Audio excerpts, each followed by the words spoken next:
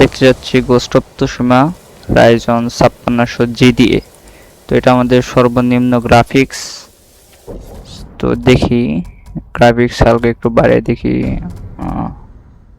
Resolution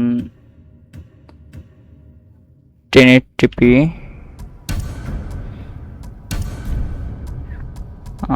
display graphics graphics দেব low. তো low গ্রাফিক্সে এরকম দেখা যায় গেমটি। FPS 30 খেলতে পারবেন ইজিলি ভাবে। তো আমরা গ্রাফিক্স আরো বাড়িয়ে দেখবো এখন। ডিসপ্লে 1400, আচ্ছা 1600।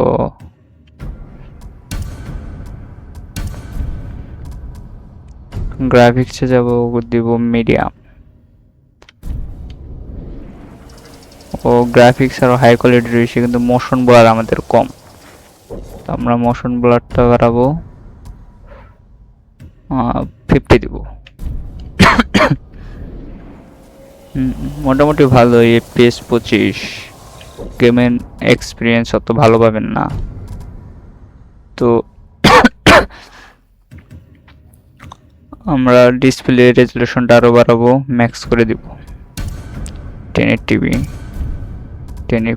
না কি বলে ওটাকে। গ্রাফিক্সও ম্যাক্স দেখবো, একদম ভেরি হাই। তো এটাতে খেলা পসিবল না, তো আমরা দেখে আসি গ্রাফিক্স থেকে। FPS পাচ্ছেন 14, প্লেবল তো একবারই না। এটা দেখা তো সম্ভবই না, কিন্তু গ্রাফিক্সটা দেখেন, অসাধারণ গ্রাফিক্স। এর থেকে আর বাড়ানো যাবে? ডিসপ্লে না, এটা আমাদের ম্যাক্সিমাম গ্রাফিক্স। তো পারফেক্ট ভাবে খেলার জন্য আপনার 1600 দিলেই হবে রেজুলেশন, আর মিডিয়াম দিয়ে পারফেক্ট ভাবে খেলতে পারবেন।